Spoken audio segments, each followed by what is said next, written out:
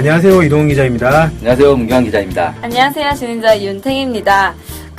저희 아버지가 6.25 때도 살아계셨어요. 예. 38년생이시거든요. 그러면 네. 아버지가 북에 대한 감정이 정말 안 좋으세요. 왜냐면 이제 그 당시 이제 어떤 상황인지 어리니까 어떤 본걸 못 가는지 모르시는데 아빠 친구 중에 지주가 하나 있었나 봐요. 네. 안 좋은 이런 결과가 있어가지고 아빠가 북을 되게 알레르기 반응처럼 싫어하시는데 그럼에도 불구하고 아빠가 항상 욕하면서도 인정하는 것 중에 하나는 북이 그래도 우리보다 나은 건 친일청산을 한 것이다 라는 말씀을 항상 하셨거든요. 네. 그래서 오늘 뭐 소식을 봐보니까 뭐 북과 친일파? 이런 주제들인 것 같은데 네. 어떤 내용들인가요? 네.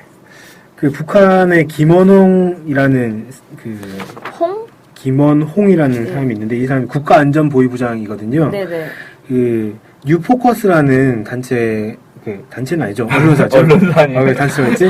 언론사에서 이 김원홍 국가안전보위부장의 외할아버지인 홍종우라는 사람이 양강도의 일본 헌병 보조원으로 근무를 했다.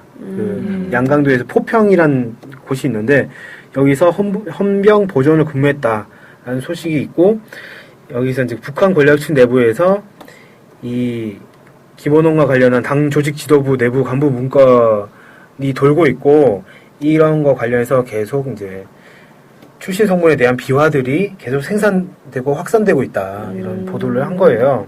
그러니까 이때가 그 일제 강점기 때 그렇죠. 일본의 헌병 보조원으로 일을 했다. 네. 그러니까 좀 직급이 높은 건 아니지만 어쨌든 친일 행위를 한 거다. 네. 뭐 이런 얘기군요. 예.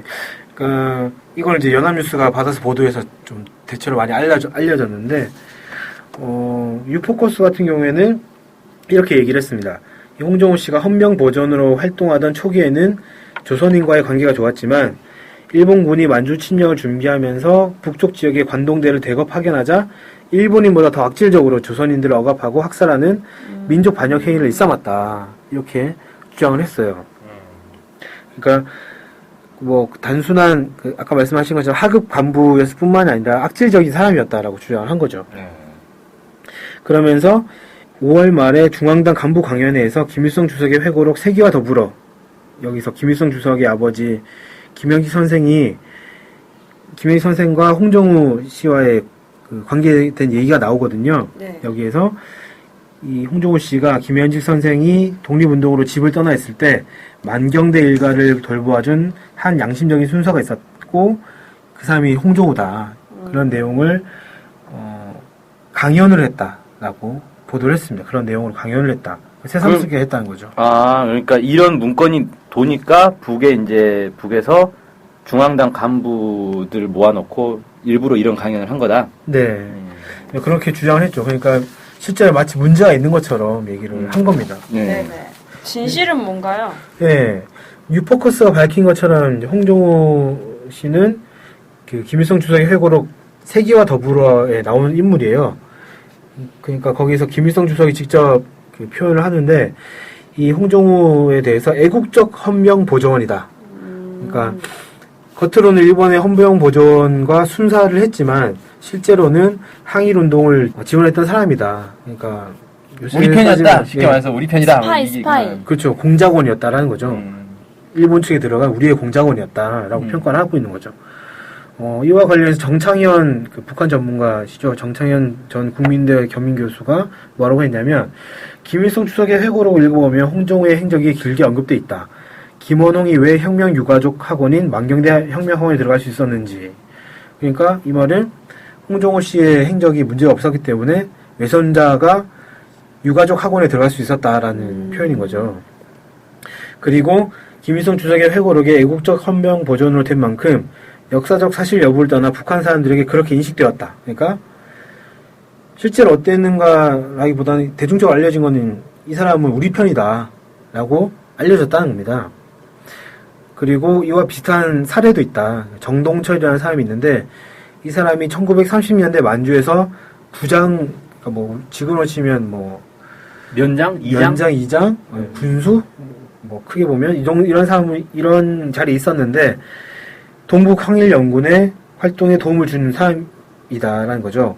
그러니까 겉의 직위와 실제로 했던 행동이 달랐던 사람이다라는 겁니다. 그러면서 뭐라고 했냐면 최근 홍정우의 행적이 북한 내부에서 문제가 된다.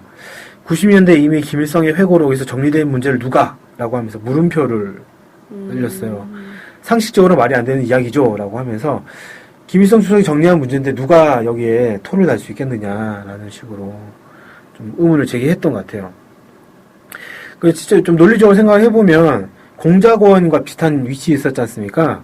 그러다 보니까 그 지위의 특성상 일제에게 정체를 들키지 않아야 되는 어떤 방어적인 행동도 필요한 거고, 그러다 보면 일정 정도의 친일 행위는 불가피할 수밖에 없는 거잖아요.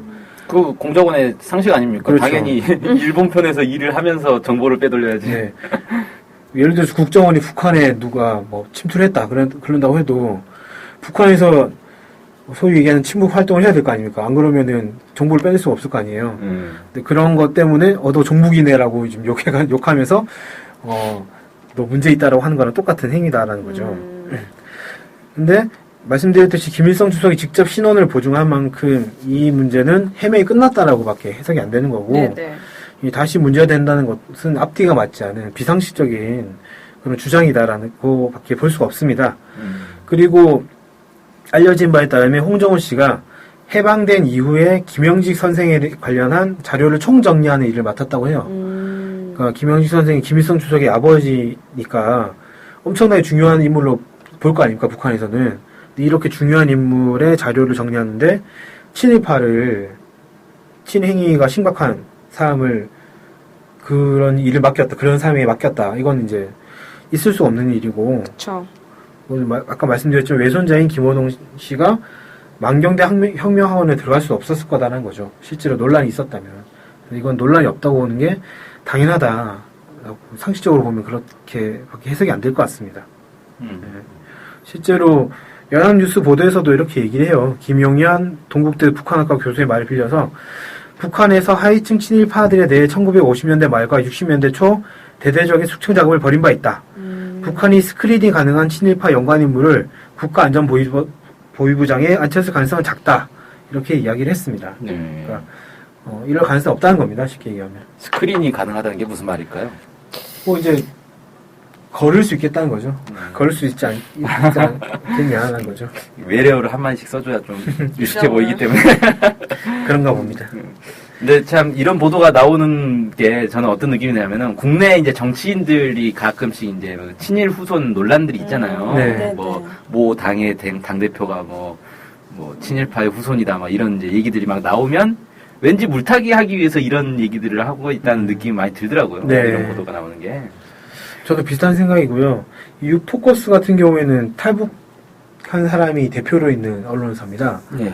그러니까 그 사람은 북에 있을 때 그 김일성 주석의 회고록은 워낙 널리 읽으라고 하는 편이기 때문에 아마 어쨌든 접해봤을 거고 이것을 알 수밖에 이런 메커니즘을 알 수밖에 없는 사람인데 이 좀 의도적으로 이렇게 내지 않았는가라는 개인적인 의심이 좀 들더라고요. 네. 그러면 전후가 맞지 않는다는 걸 알면서도 이렇게 냈다는 것은 뭔가 다른 의도가 있다라는 볼 수밖에 없고 말씀하셨던 그런 의도도 포함해서 다양하게 생각해 볼 수 있지 않을까 이런 생각도 들었습니다. 저는 이 소식 들으면서 좀 슬펐고 조금 마음이 아팠던 거는 우리나라 같은 경우에는 새누리당에 독립운동 후손이 있어 하면은 이 정도의 충격을 비슷하게 받을 것 같은 거예요. 그러니까 이제 그게 하나를 가지고 물고 늘어지는 듯한 느낌인데 좀 우리도 친일 막 이런 생각이 좀 들면서 좀 한편으로 씁쓸해지는. 네.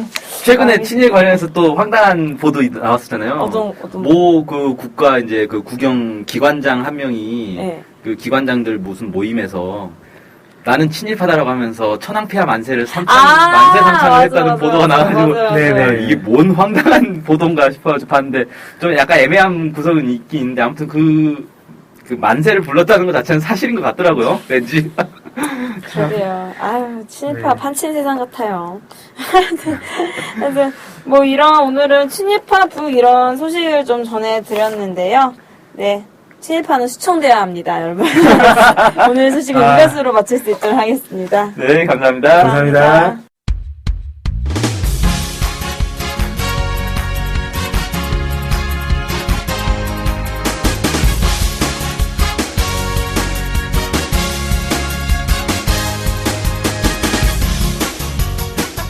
많이 들으시나요? 그럼요. 구독하는 방송만 10개 정도 됩니다. 와.